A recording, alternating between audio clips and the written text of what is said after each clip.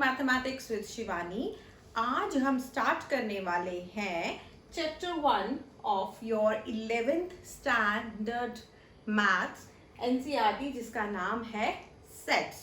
क्या होते हैं ये सेट्स, कैसे रिप्रेजेंट करते हैं हम इन सेट्स को, और क्या होते हैं सबसेट्स, सुपरसेट्स, यूनिवर्सल सेट्स, ये सब हम आज के लेक्चर में डिस्कस करने वाले हैं। So let's start.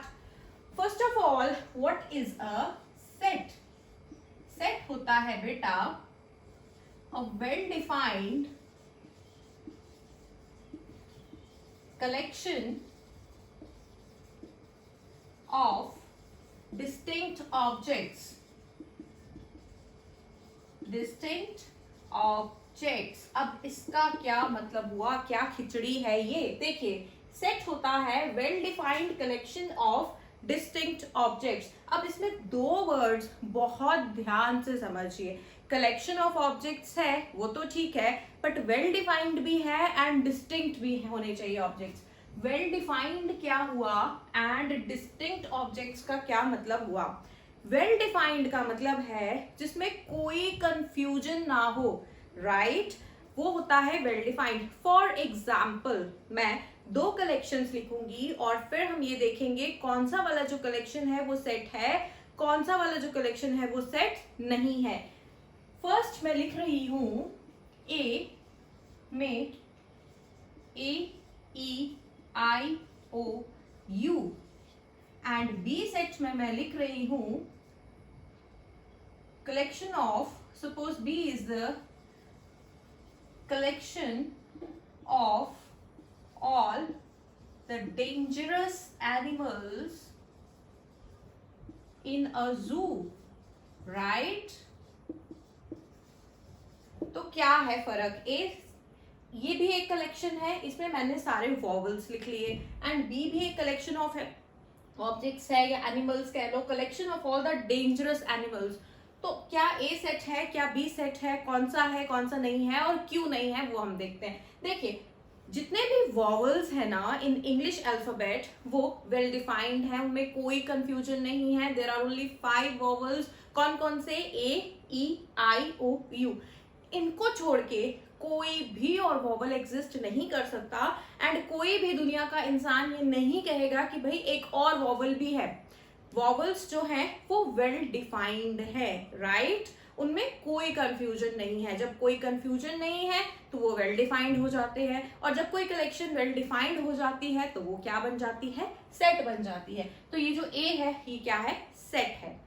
सेकेंड देखिए, collection of all the dangerous animals in a zoo. एक जू में आप जाते हैं, या आपकी फैमिली जाती है, या आपके फ्रेंड्स जाते हैं, आप लोग मिलके जाते हैं और कहते हैं जितने भी डेंजरस एनिमल्स है ना इस जू के, उनकी कलेक्शन बना दो, राइट? तो क्या ये कलेक्शन एक सेट है? देखो, डेंजरस जो है ना वो वेल डिफाइंड की कैटेगरी में तो नहीं आएगा। क्यों नहीं आएगा? हो सकता है मुझे जो डेंजरस लगे वो आपको बिल्कुल ना लगे, जो आपको डेंजरस लगे वो मुझे ना लगे। कुछ लोग तो कॉकरोच से भी डरते हैं, है ना? कुछ बच्चे रैट से भी डरते हैं, कुछ ऐसे हैं जो कहेंगे मुझे तो स्नेक से भी डर नहीं लगता, राइट? तो क्या होता है ना, उसमें अपनी अपनी परसेप्शन है, राइट? तो ये इंसान पे डिपेंड कर रहा है कि उसको क्या डेंजरस लगता है, क्या डेंजरस नहीं लगता। कोई यूनिवर्सल क्राइटेरिया नहीं है इस चीज के लिए, राइट? तो कंफ्यूजन है। हो सकता है मुझे डेंजरस लगे, आपको ना लगे, आपको लगे, आपके फ्रेंड को ना लगे, राइट? तो पर्सन टू पर्सन जहां पे वेरिएशन आ जाती है वो वेल डिफाइंड कलेक्शन नहीं होती। तो ये जो बी वाली जो मैंने कलेक्शन लिखी ये वेल डिफाइंड नहीं है। अगर ये वेल डिफाइंड नहीं है तो ये सेट भी नहीं है। तो समझ में आ गया आपको कि क्या है वेल डिफाइंड एंड क्या है नॉट वेल डिफाइंड। ये चीज क्लियर है? अब सेकंड देखिए, डिस्टिंक्ट ऑब्जेक्ट्स। डिस्टिंक्ट का मतलब हर एक एंट्री मुझे बस एक बार लिखनी है, 2-2, 3-3, 4-4 बार नहीं लिखनी। वॉवल्स मैं अगर ऐसे लिख लूं AEIOU फिर से ए, तो उसको लिखने का कोई मतलब नहीं है, राइट? हमने एक बार ए लिख लिया, दैट इज सफिशिएंट। बार बार किसी एंट्री को नहीं लिखेंगे, डिस्टिंक्ट है वो अलग अलग है, एंड एक एक बार लिखेंगे, रेपिटेशन भी उसमें नहीं करेंगे, अलग अलग एंट्रीज, डिस्टिंक्ट, राइट? तो ये हो गया जी well defined collection of distinct objects and that is called a set. Next we will see how we can represent a set. एक सेट को हम कैसे रिप्रेजेंट कर सकते हैं, right? Representation of a set, इसे हम दो तरह से कर सकते हैं, in roster form and in set builder form. ये क्या चीजें हैं थोड़ा सा समझ लेते हैं, राइट? रोस्टर फॉर्म में क्या करना है? रोस्टर फॉर्म में आपको कुछ नहीं करना, आपको सेट में कर्ली ब्रैकेट्स डालने हैं एंड अंदर उसके सारे के सारे एलिमेंट्स लिख देने।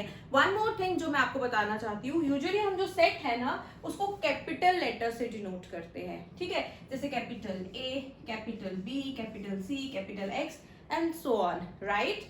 और जो सेट है उसके एलिमेंट्स को हम ब्रैकेट्स के अंदर लिखते हैं एंड ये जो ब्रैकेट्स होते हैं ये कर्ली ब्रैकेट्स में लिखते हैं। आप ये स्मॉल ब्रैकेट्स जो राउंड ब्रैकेट्स है ये बिल्कुल यूज नहीं करेंगे एंड लॉन्ग ब्रैकेट्स भी यूज नहीं करेंगे। आपको सिर्फ और सिर्फ कर्ली ब्रैकेट्स को यूज करना है to write the elements of a set, और उसके बाहर उनको क्या दे देना है? कर्ली ब्रैकेट दे देना है। ऑलराइट, सो ये तो था कि कौन से ब्रैकेट्स हम यूज करेंगे एंड सेट्स को हम कैपिटल लेटर से डिनोट करेंगे। अब हम पढ़ रहे हैं जी रिप्रेजेंटेशन ऑफ अ सेट।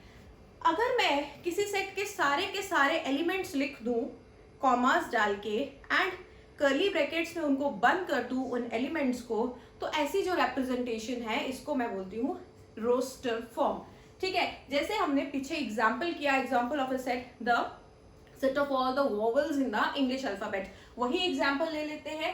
अगर वॉवल्स वाले सेट को मैंने रोस्टर फॉर्म में लिखना है, सबसे पहले तो कर्ली ब्रैकेट्स। नाउ वॉवल्स क्या है?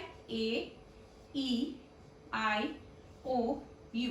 आप देख रहे हैं देयर आर 5 वॉवल्स, बीच में मैंने क्या दिया है? कॉमास दिया है एंड इनको कर्ली ब्रैकेट्स में बंद कर दिया। ऐसे समझिए एक घर जो है वो सेट है, जो आपका घर है वो सेट है एंड उसमें रहने वाले जो लोग हैं वो उसके एलिमेंट्स हैं। तो हो गया हमारा सेट क्लियर, राइट?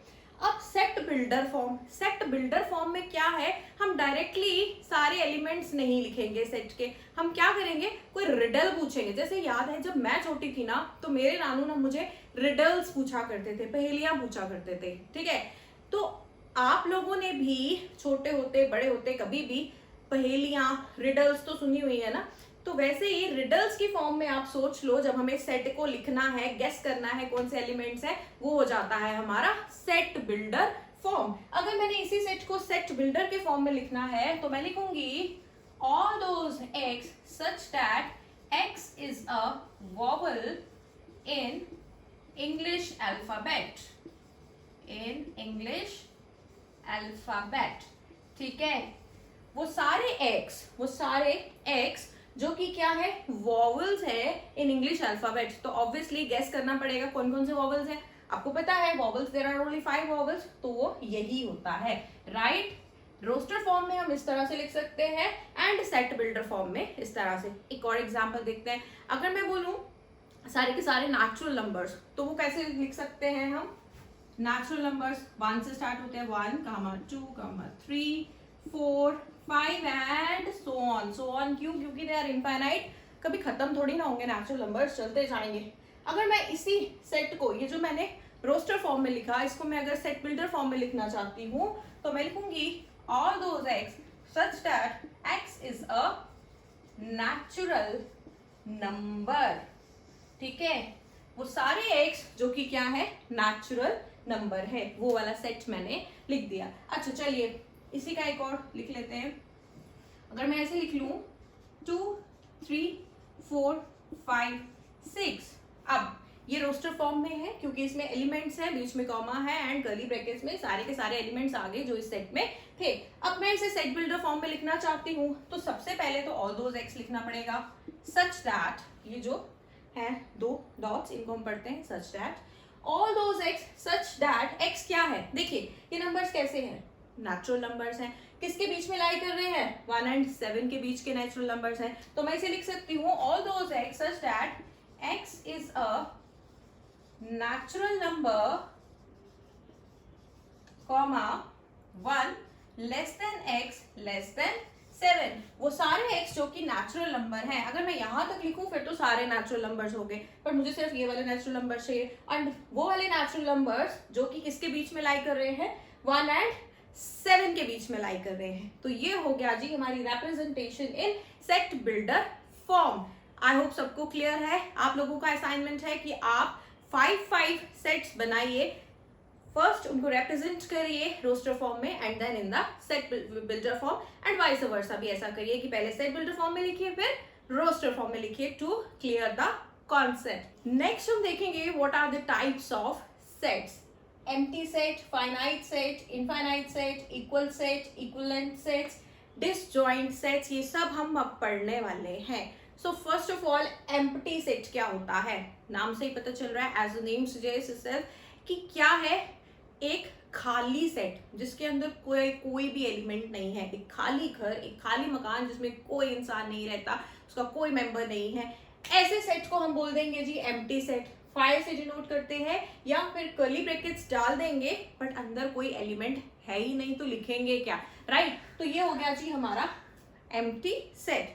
सेकंड आ गया फाइनाइट सेट। फाइनाइट मतलब ये सब आपको नाम से ही गैस लग जाएगा कि क्या होने वाला है, राइट। फाइनाइट मतलब जिसमें फाइनाइट नंबर ऑफ एलिमेंट्स हैं। फॉर एग्जाम्पल अगर मैं लिख दूं a इक्वल टू 1 2 3 4, कितने एलिमेंट्स हैं, 4 फाइनाइट एलिमेंट्स हैं। तो ये हो गया फाइनाइट सेट, है ना। तो जिसमें फाइनाइट एलिमेंट्स होंगे वो फाइनाइट सेट एंड जिसमें इनफाइनाइट नंबर ऑफ एलिमेंट्स होंगे वो हो गया जी इनफाइनाइट सेट। फॉर एग्जाम्पल अगर मैं लिख दूं set of natural numbers, set of integers, set of complex numbers, set of real numbers, ये सारे क्या हैं, इनफाइनाइट सेट्स। सबसे पहले फाइनाइट एंड इनफाइनाइट को समझने के लिए हम एक टर्म डिस्कस कर लेते हैं, that is the cardinality of a set. Cardinality of a set. Cardinality of set होता है number of elements in a set, right. एक सेट के अंदर जितने एलिमेंट्स हैं, कितने नंबर ऑफ एलिमेंट्स हैं, उसको हम बोलते हैं cardinality of a set, right. और इसे ऐसे भी डिनोट कर सकते हैं, अगर ए सेट है उसके नंबर ऑफ एलिमेंट्स को ऐसे लिख लेते हैं एन ऑफ ए, ठीक है, नंबर ऑफ एलिमेंट्स इन ए। तो अगर number of elements in set a finite हो जाए तो ये सेट ए फाइनाइट हो जाएगा, अगर इनफाइनाइट हो जाए तो ये सेट कैसा होगा, एक इनफाइनाइट सेट होगा, राइट। इक्वल सेट्स, दो सेट्स कब इक्वल होते हैं, दो सेट्स ए, सपोज एक सेट है मेरे पास ए और एक सेट है मेरे पास बी, मैं कब कह सकती हूँ a equal to B, if every element of a is an element of b and if every element of b is an element of a, मतलब a एंड b के जो एलिमेंट्स हैं वो सारे सेम है, राइट। अगर मैं ऐसे लिख लूं a equal to a e i o u, ठीक है, तो b सेट अगर a के इक्वल है तो b के एलिमेंट्स भी क्या होंगे, obviously a e i o u। आगे पीछे लिख दोगे तो कोई फर्क नहीं है, जैसे अगर मैं लिख लूं u i e a o, है तो वॉवल्स ही ना, यही वाले एलिमेंट्स को आगे पीछे करके लिख दिया है। देखो इसमें 5 एलिमेंट्स हैं, 5 एलिमेंट्स हैं, सेम एलिमेंट्स हैं, तो इसका मतलब ये जो दो सेट्स हैं ए और बी, ये क्या है, इक्वल सेट्स हैं, right. Equivalent sets, equal and equivalent में ना देयर इज अ डिफरेंस। अब इक्विवेलेंट सेट्स क्या होते हैं, इक्विवेलेंट सेट्स वो होते हैं ए एंड बी सेट्स तब इक्विवेलेंट होंगे if number of elements in A is equal to number of elements in B. सिर्फ नंबर सेम है, जरूरी नहीं कि एलिमेंट्स भी सेम हो, सिर्फ नंबर अगर सेम हो जाए तो सेट्स इक्विवेलेंट हो जाते हैं। फॉर एग्जाम्पल अगर मैं लिख लूं ए सेट में A P Q R S, B set में मैं लिख लेती हूँ 2 5 8 11। देखिए नंबर ऑफ एलिमेंट्स इन ए की कार्डिनैलिटी क्या है, 1 2 3 4 है एंड बी की कार्डिनैलिटी भी क्या है, 4 है। दोनों के नंबर ऑफ एलिमेंट्स जो है वो सेम है। सो मगर क्या है, क्या एलिमेंट्स सेम है, एलिमेंट्स डिफरेंट है बट नंबर इक्वल है। इसमें भी 4 एलिमेंट्स, इसमें भी 4 एलिमेंट्स, एलिमेंट्स चाहे अलग अलग है पर उनका नंबर सेम है। तो ऐसे सेट्स को हम बोलते हैं जी इक्विवेलेंट सेट्स। क्या बोलते हैं हम इनको, इक्विवेलेंट सेट्स। इक्विवेलेंट हो गए ये, ठीक है, समझ में आ गया। लास्ट अब हम डिस्कस करते हैं what are disjoint sets. Disjoint sets क्या होते हैं, इसमें भी चलिए दो सेट्स से कंपैरिजन हो जाएगा। ए एंड बी सपोज दो सेट्स हैं, ए और बी को हम बोलेंगे दे आर डिसजॉइंट अगर इनमें एक भी एलिमेंट कॉमन ना हो, कट्टर दुश्मनी है दोनों में, ऑलराइट। ए बिल्कुल बी को पसंद नहीं करता, बी बिल्कुल ए को पसंद नहीं करता है, एक भी एलिमेंट कॉमन नहीं है, बिल्कुल एक दूसरे के घर आने जाने वाला कोई मेंबर नहीं है, ऑलराइट। ये देखिए अगर मैं लिख दूं ए सेट में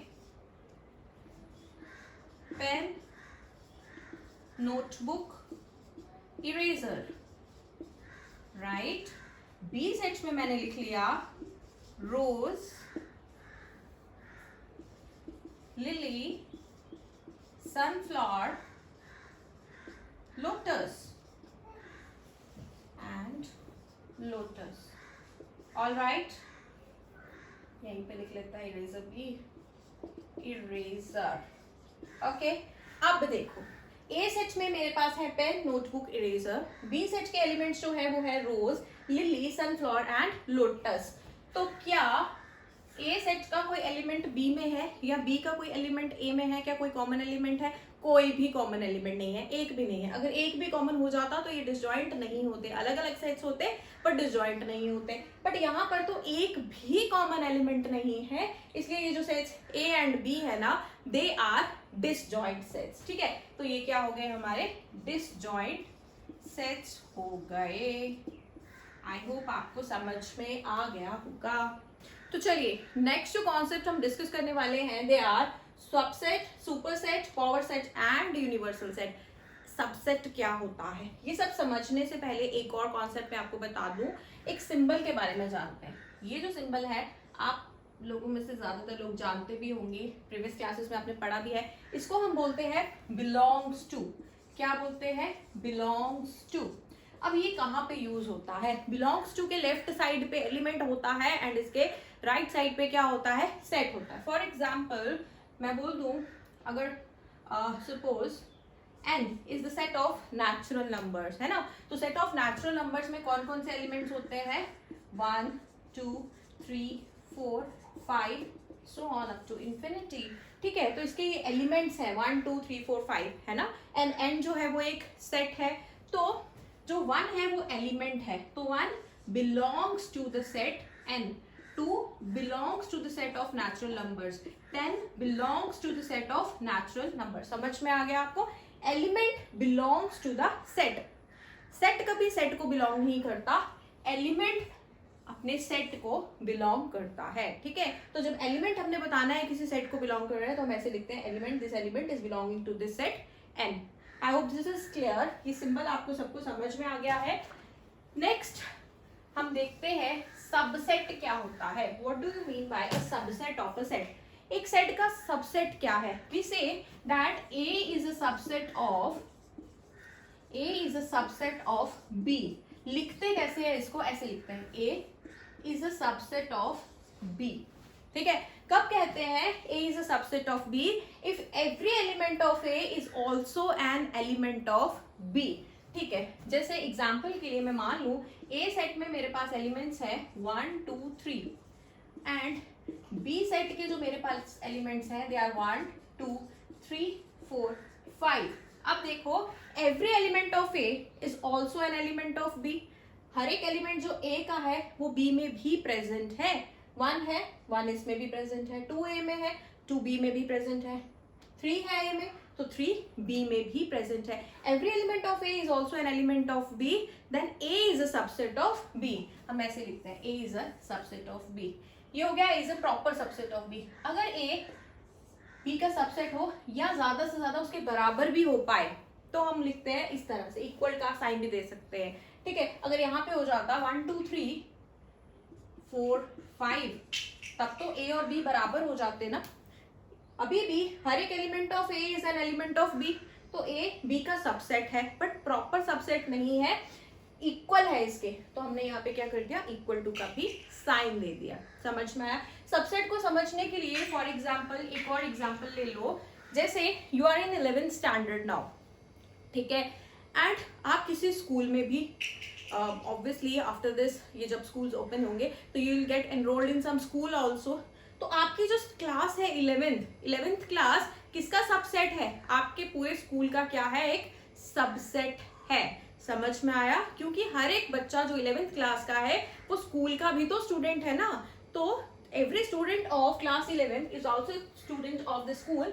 सो ये जो आपकी क्लास 11th है that is a subset of your school. तो दैट इज अ सबसेट का कॉन्सेप्ट. नाउ सुपरसेट, अगर ए बी का सबसेट है तो बी ए का क्या हो गया?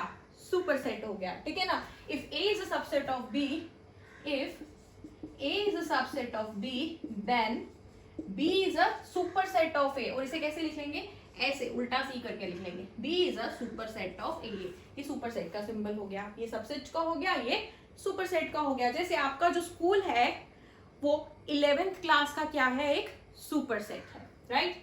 पावर सेट, ये बहुत इंटरेस्टिंग है, राइट? पावर सेट क्या होता है? Set of all the subsets. ठीक है, अगर हम सेट ए की बात करें, जैसे power set of A, suppose A कोई सेट है, मैंने बोला है पावर सेट ऑफ ए, तो ये हो जाएगा set of all the subsets of A. Alright, अब सबसेट्स का ऑल द सबसेट्स का कॉन्सेप्ट लेने से पहले एक बात समझ लीजिए कि ये जो एम्प्टी सेट होता है ना 5, this is a subset of every set. Empty set is a subset of every set. ठीक है, तो पावर सेट ऑफ ए हम कैसे बनाएंगे? अगर मैं एग्जांपल ले लूं, मेरे पास है सेट ए इक्वल टू 1 2 3. मान लीजिए जो ए है उसमें मेरे पास 3 एलिमेंट्स हैं. कौन कौन से एलिमेंट्स हैं? 1 2 एंड 3. ठीक है, अब इसका पावर सेट कैसे बनेगा? लिखेंगे कैसे? ऐसे, script P A. Power set of A सबसे छोटे वाले सेट से शुरू हो जाएंगे. तो सबसे छोटा वाला सबसेट कौन सा होगा? सेट के लिए पहले तो कर्ली ब्रैकेट आता है. ठीक है, पावर सेट में क्या आएंगे? पावर सेट के एलिमेंट्स जो होंगे ना वो सबसेट्स होंगे, वो खुद भी क्या होंगे? सेट्स होंगे. अभी तक जो सेट था हम सेट से डील कर रहे थे एंड उनके एलिमेंट से डील कर रहे थे, राइट? एंड कर्ली ब्रैकेट बाहर लगा रहे थे, अंदर कर्ली ब्रैकेट का कोई काम नहीं था. अब क्या है? पावर सेट में जो एलिमेंट्स हैं वो खुद भी सबसेट्स हैं. किसके सबसेट्स हैं? ए के सबसेट्स हैं. ठीक है, अच्छा चलो पावर सेट लिखने से पहले हम ये देख लेते हैं कि ए के सबसेट कौन कौन से होंगे. ए के सबसेट, पहले तो एम्प्टी सेट मैंने बोला हर एक सेट का सबसेट होता है, तो ए का भी सबसेट होगा. अब देखो ये सिंगलटन 1, एक सेट जिसमें सिर्फ एक ही एलिमेंट लिया मैंने 1. जब एक ही एलिमेंट लो ऐसे सेट को हम बोलते हैं सिंगलटन सेट. ठीक है, तो सिंगलटन 1 जो है ये इसका सबसेट है. क्यों? क्योंकि इसका जो एलिमेंट है वो इसमें भी प्रेजेंट है ना? इस सेट के सभी एलिमेंट्स इसमें भी प्रेजेंट है, ए सेट में भी प्रेजेंट है. तो सिंगलटन 1 इसका सबसेट हो गया. अब सारे सिंगलटन्स लिख लेते हैं. सिंगलटन 1, सिंगलटन 2, सिंगलटन 3, ये तीनों जो है वो भी ए सेट के सबसेट हो गए. अब सिंगलटन वाले सारे सेट्स हमने लिख लिए. अब सेट लिखते हैं, सबसेट्स लिखते हैं जिनमें दो दो एलिमेंट्स होंगे. जैसे सेट कंटेनिंग द एलिमेंट्स 1 2, उसके बाद set containing the elements 2 3, set containing the elements 1 3 लिखो या 3 1 लिख लो. अब और क्या रह गया? पूरा का पूरा सेट है ना, this is also a subset of itself. ए 1 2 3, ये पूरा का पूरा जो सेट है ये भी तो इसका सबसेट है क्योंकि इसके सारे एलिमेंट्स इसमें प्रेजेंट है. ठीक है, तो अब ये जितने हमारे सबसेट्स बन गए ना ए के, इनको हम एक सेट के अंदर लिख लेते हैं. ठीक है, कर्ली ब्रैकेट डाला, पहला सेट आ गया मेरा 5, सेकेंड आ गया singleton 1, then singleton 2, then singleton 3, singleton हो गए set 1 2, set 2 3, set 1 3 and the set 1 2 3. ठीक है, ये सारे के सारे हमने लिख दिए जितने भी सबसेट्स बने थे एंड बाहर क्या लगा दिया है? Curly bracket. अब आप नोट करिए पावर सेट ऑफ ए, ये जो सेट बना इसके एलिमेंट्स जो है वो खुद भी सेट्स हैं. ठीक है, 5 भी एक सेट है एम्प्टी सेट, ये भी एक सेट है, सिंगलटन 2 भी एक सेट है, बाकी भी जितने देख लोगे ये सारे क्या है? सेट्स है. तो पावर सेट के जो एलिमेंट्स होते हैं वो खुद भी क्या होते हैं? सेट्स होते हैं. इसलिए इसके अंदर भी कर्ली ब्रैकेट्स आती हैं. समझ आ गया? So this was about the power set. एक और बात, number of elements in the power set कितने होंगे? देखो अगर ए सेट के अंदर n एलिमेंट्स हो तो उसके पावर सेट के अंदर 2 raised to the power n elements होते हैं. क्यों? क्योंकि अगर किसी सेट के अंदर n एलिमेंट्स हो तो इस सेट के 2 raised to the power n subsets होते हैं. है ना, एंड सारे सबसेट्स को जब हम इकट्ठे लिख लेते हैं वो तो पावर सेट बन जाता है। इसीलिए अगर एक सेट के अंदर n एलिमेंट्स हैं तो उसके पावर सेट के अंदर कितने एलिमेंट्स होंगे, 2 raised to the power n। जैसे यहाँ पे देखो ए सेट के अंदर कितने एलिमेंट्स थे, 3, तो पावर सेट के अंदर कितने एलिमेंट्स होने चाहिए थे, 2 raised to the power 3। 2 raised power 3 is 2 into 2 into 2 that is equal to 8। देखो क्या 8 एलिमेंट है, 1 2 3 4 5 6 7 and this is the 8th one। समझ में आ गया। So this was the concept of the power set. अब देखो नेक्स्ट आ गया जी यूनिवर्सल सेट। यूनिवर्सल सेट क्या होता है, क्या है यूनिवर्स। ओके अब देखो इसको समझने के लिए मैं 2-3 सेट्स ले लेती हूँ। सपोज मैंने एक सेट ले लिया ए जिसके अंदर एलिमेंट्स हैं 2 3 4। बी सेट ले लिया जिसके अंदर एलिमेंट्स हैं -5 -1 0 2 एंड 8। सी सेट ले लिया जिसके अंदर एलिमेंट्स हैं 1 2 3 4 5 6। ऑलराइट, अब मुझे चाहिए इनका एक यूनिवर्सल सेट। यूनिवर्सल सेट मतलब एक ऐसा सेट होगा जो इन तीनों का सुपर सेट हो, ठीक है। तो इजीली मैं बोल सकती हूँ सेट ऑफ, अगर मैं इंटीजर्स ले लूं, सेट ऑफ इंटीजर्स को कैसे डिनोट करते हैं, ऐसे z से, स्क्रिप्ट z से, राइट। तो अगर मैं सेट ऑफ इंटीजर्स ले लूं तो ये भी सेट ऑफ इंटीजर्स का सबसेट है, ये भी सेट ऑफ इंटीजर्स का सबसेट है, एंड ये जो सी सेट है ये भी सेट ऑफ इंटीजर्स का सबसेट है। तो z इनके केस में क्या हो गया, एक यूनिवर्सल सेट हो गया। सेकंड क्वेश्चन आता है कि क्या ये जो यूनिवर्सल सेट है ये यूनिक होता है या ज्यादा यूनिवर्सल सेट्स एग्जिस्ट कर सकते हैं, ज्यादा भी कर सकते हैं। देखो इनका जरूरी नहीं है कि z ही यूनिवर्सल सेट होगा। अगर मैं ऐसे ले लूं -5 -4 -3 -2 -1 0 1 2 3 4 5 6 7 8, चलो 9 तक भी लिख लेती हूँ। अब देखो ये सेट इस सेट का सबसेट है क्योंकि 2 3 4 है इसके एलिमेंट्स, इसमें भी है 2 3 4, राइट। ये सेट भी इसका सबसेट है एंड सी सेट भी इस सब सेट का सबसेट है। तो ये वाला जो सेट है यू, इसको भी, ये भी इन तीनों सेट्स का क्या हो गया, यूनिवर्सल सेट हो गया। तो यूनिवर्सल सेट का मतलब हुआ set containing all the possible elements. जो सेट्स दिए हैं उनके सारे जो एलिमेंट्स हैं उनको जो सेट कंटेन करता है, इन सब का जो सुपर सेट होगा उसको हम बोलते हैं universal set. So students, hope आपको समझ में आया है, मजा आया है। So please give thumbs up, subscribe to my channel mathematics with Shivani, and next video lecture में हम इससे आगे पढ़ेंगे। क्या हम पढ़ेंगे, इंटरवल्स ऑफ आर, इंटरवल्स कैसे लेते हैं हम आर के, एंड इसके बाद हम वेन डायग्राम्स का भी कॉन्सेप्ट देखेंगे which are very important for your board and other examinations. So keep rocking, keep studying, keep excelling, and subscribe to Mathematics with Shivani.